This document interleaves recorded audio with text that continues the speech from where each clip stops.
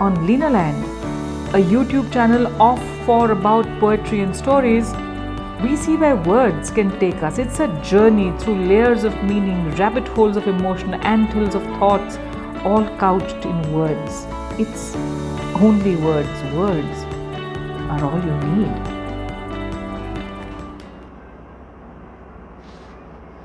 Hello. So, how many people have you lost? Yeah. You, each one of you who is watching this, how many people have you lost to battles on social media, to arguments in family WhatsApp groups, to heated fights? They're no longer debates because they're mudslinging, vicious fights, simply because you're on two opposing sides of an issue. I've lost people. Almost everybody that I know has lost people. People we thought were our friends, people we thought were ours. And suddenly, we seem to be having arguments with them over things that were not things before. We're all yelling at one another on issues that simply didn't exist just a few years ago. And I wish I could say that this is going to pass. I wish that I could say that this is it's going to end. But I honestly can't say that today. Today I don't know where this is going to lead us. Today I don't know what's going to happen to our memories. We all have memories of a time when things were different, when we were not so angry, when we didn't necessarily cut each other out of our lives simply because we had opinions that didn't match. It's a fairly recent phenomenon, and unfortunately it is a very, very universal phenomenon.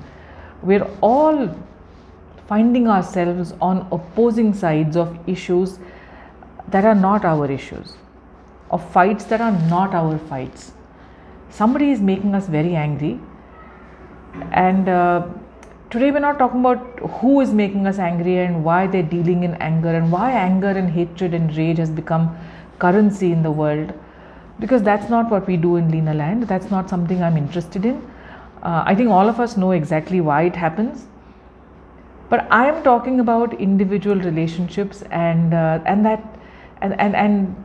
what has happened to us, what we have lost exactly.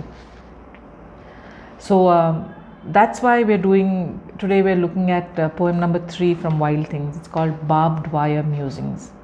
Barbed Wire Musings. It used to be like we could cross the road without once looking left or right. It used to be like we could cross the road without once looking left or right, like we could traipse across country without thinking about carefully concealed mines that could rip us apart. Like there was just open ground between us, not jagged wounds of boundaries sewn up tight with miles of barbed wire. That is what it used to be like. Safe, owned, sovereign. And now it's not. Which is why some moments are special. When we lay down our arms in tired resignation and talk through the barbed wires. Our voices float across, whole, unbroken. The wire is powerless against our quiet words. Yes, the safe house is now a war zone, but every once in a while, our voices waft over the wire, and for just a moment, we know peace. Not love, not hope, not togetherness, just a little peace on the knife edge of war. And in tired voices, we speak of leaving the battlefront and moving on into the interiors of our chosen land. It means we won't see each other again. That's the price we agree to pay, because we have both lost to the barbed wire. That's what's happening with us. Let's see what these images evoke in each one of you. It used to be like we could cross the road without once looking left or right. Crossing the road. It's actually crossing the road because we know what that's all about. But in terms of metaphor, because that's what poetry does, it speaks in figures of speech. So in terms of metaphor, it used to be like we could actually walk over to the other side and see the other person's point of view. It was easy. We could just walk across to the other side of a conversation. We could exchange sides of the road. We can't do that anymore because there is barbed wire in between. It used to be like we could traipse across country without thinking about carefully concealed mines that could rip us apart. Easy conversations. We could debate without worrying about saying the wrong thing, stepping on a concealed mine. So what we find ourselves doing today, even in polite conversations, is tiptoeing around edges. We don't know what to say, we don't know who to say it to, we don't know who to say it in front of. And in that little dance that we do, we are losing that freedom of movement of thought, freedom of speech. We're losing all of that. See, these are all mines, landmines that could blow up in our faces. I say freedom of speech and it would all come crashing down on my head. What do you mean there is no freedom of speech? One school of thought will say. The other school of thought will say, absolutely, we can't say anything of what we think. Extreme opinions, loud voices, angry voices all around us. Like there was just open ground between us, not jagged wounds of boundaries sewn up tight with miles of barbed wire. That's what it used to be like. Today, it's not just barbed wire, but miles of it. We say that is what it used to be like. Safe, owned, sovereign. Such important words. Safe, owned, sovereign. Our conversational spaces were sovereign. We owned them. We said what we wanted to without fear of either mines blowing up in our faces or daggers being thrown at us, acid being spewed at us, guns being pointed to our heads. We do remember those times. And now it's not, which is why some moments are special. And this is why poetry matters, because in this land which is separated by landscape, mindscapes, conversational scapes, spaces that are divided by miles of barbed wire, inside of these spaces, some moments are special. Because you know what barbed wire can't keep out? It can't keep out our voices. They float, our voices, our words float across barbed wire to the people sitting on the other side. And that's why conversations are so important. Quiet words matter. So, which is why some moments are special when we lay down our arms in tired resignation and talk through the barbed wires. Our voices float across whole, unbroken. Our voices cannot be cut up by barbed wire. It's so important to know this. The wire is powerless against our quiet words. How important are our words?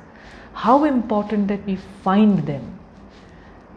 So yes, the safe house is now a war zone. It's true. We cannot deny that. The safe house is now a war zone. But every once in a while, our voices waft over the wire, and for just a moment, we know peace.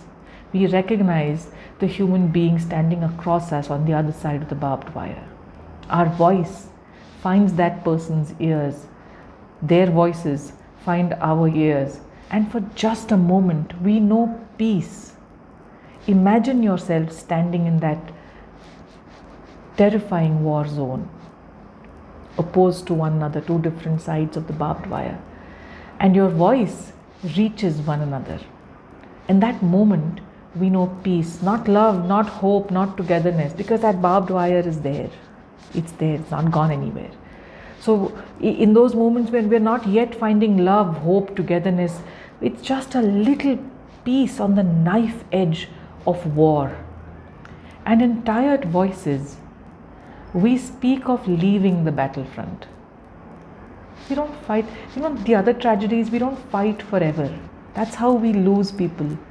We haven't completely lost them even when we are standing on two different sides of the barbed wire. When do we actually lose them? We lose them when we retreat into our own chosen lands. We leave the battlefront. We're not even engaging with one another anymore. We're turning our backs on the battlefront. We are going deeper and deeper into the choices that we think we are making, into the positions that we are digging ourselves into. These positions are of thought, of belief, of isms. We dig ourselves into our isms, and then we leave the battlefront, and that's when we lose the people that once mattered. In tired voices, we speak of leaving the battlefront and moving on into the interiors of our chosen land. It means we won't see each other again. That's the price we agree to pay, because we have both lost to the barbed wire. That's how we lose people. We don't even engage anymore. We walk away from one another, and both of us lose to the barbed wire. Do we need to know who put the wire there? We do. Do we need to know how to cut through that barbed wire? We do. Do we need to come back to creating a healed space in conversations between the people that matter to us? I would say we do. But do we end up losing far too often? Go back into the experiences that you've had in the past few years. Ask yourself this question: how many people have you lost? And then go back and think of the people who put up the barbed wire in the first place.